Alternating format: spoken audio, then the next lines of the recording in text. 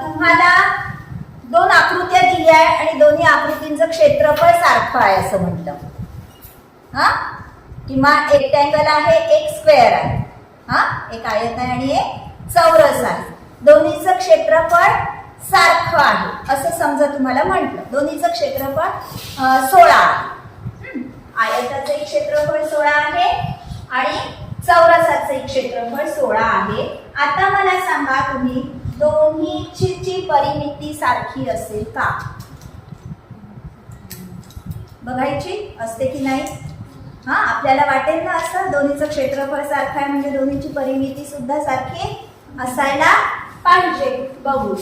आणि दोन्हीचं क्षेत्रफळ किती आहे? ही लांबी 8 आहे आणि रुंदी 2 आहे. किती झालं क्षेत्रफळ? 16. इथे 4 बाजूची लांबी किती आहे? 4 आहे. हा चौरस आहे. याचं सुद्धा क्षेत्रफळ किती झालं? 16. काहीतरी युनिट्स, वर्ग, चौरस, स्क्वेअर मीटर म्हणा किंवा स्क्वेअर सेंटीमीटर. आता बघा याची परिमिती किती आहे दोन्हीची. मोजा परिमिती.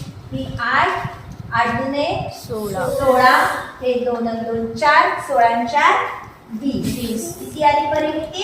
20. Area 16, perimeter 20. ठीक आहे. इथे बघा काय आहे चौरसाच्या परिमितीचं सूत्र? 4 गुणिला बाजू. 4 गुणिला 4 किती आली? 16. किती परिमिती आली चौरसाची? 16. आयताची किती आली? 20 आली. जरी क्षेत्रफळ सारखं असेल तरी परिमिती सारखी असेल असं नाही. ही गोष्ट लक्षात ठेवायची. ठीक आहे. आता बघा इथेच केलं आपण. इथे किती आहे क्षेत्रफळ? 6. ह्याचं पण क्षेत्रफळ किती आहे? 6. पण परिमिती इथे किती आहे? म्हणजे हा एरिया 6, याचा सुद्धा एरिया 6. परिमिती सांगा किती आहे दोन्हीची? 1 2 3 4 5 6 7 8 9 10. याची परिमिती किती आहे? असे किती आहे? 6, 6 गुणे 12, 13 आणि 14. ठीक. आता समजा ह्याच्यातून हा एक चौरस आपण काढून टाकला. हा, एक चौरस काढून टाकला म्हणजे कोणत्या दोन रंगा काढल्या? ही एक लांबी आणि ही एक लांबी काढली. ठीक आहे. ठीक आहे. लांबीतला 1 सेंटीमीटर कापला, रुंदीतला 1 सेंटीमीटर कापला. हा, मग काय होईल? ह्याची परिमिती किती काढली आपण? 10.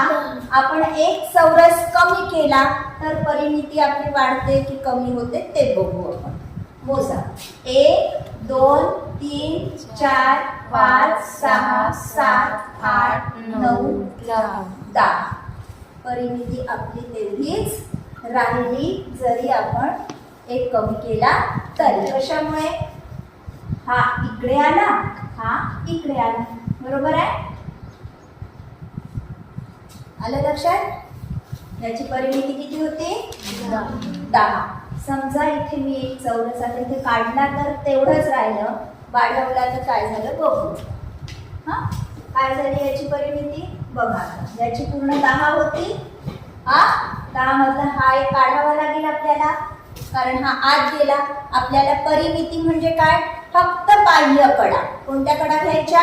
बाह्य कडा, बाहेरच्या. हा, त्याच्यामुळे ही आता आपल्याला काढावी लागेल.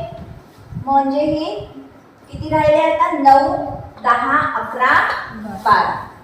ठीक आहे. समजा अजून एक चौरस वाढवला. आता बघा किती वाढतात. काय होईल?